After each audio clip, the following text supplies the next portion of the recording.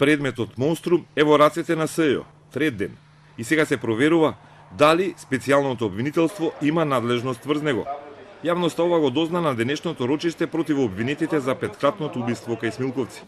За адвокатите на обвинетите, очекувањата се дека во законскиот рок од 8 дена СЈО ќе одлучи да го земе предметот и дека во прислушкуваните разговори има нови докази за случајот.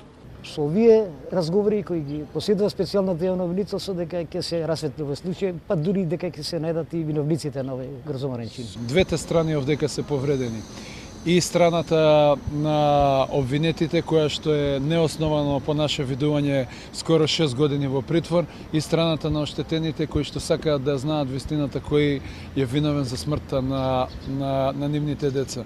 Со учеството на специјалното јавно обвинителство сигурен сум дека тоа ќе се расчисти. Семејствата на убиените се незадоволни од спората правда. Во судницата гласно негодуваа и бараа судот да ја забрза постапката за да се открие вистината. Нашите деца 6 години скапуваат во гроб. Имате ли душа судија? Имате ли деца? Гласно прашуваа родителите на убиените момчења и тврдеа дека постојано се жртви на политички преговори. Судот мајтап се игра со случајот Монструм 6 години веќе. Политичките партии се пазарат со нашиот случај, со крв на деца се пазарат.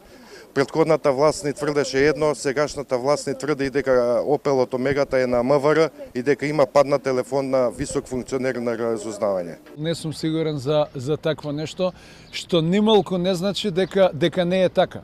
Четворица тинејџери и еден рибар беа свирепо убиени во април 2012 покрај Смилковското езеро, а масакрот се поклопи со Велики четврток. Полицијата во акцијата Монструм уапси неколкумина, а 6 мина беа обвинети за тероризам и осудени на доживотен затвор. Но Врховниот суд лани ја поништи пресудата и процесот почна од почеток. Во меѓувреме СЈО одлучи да го побара и да провери дали ќе го преземе предметот во своја надлежност.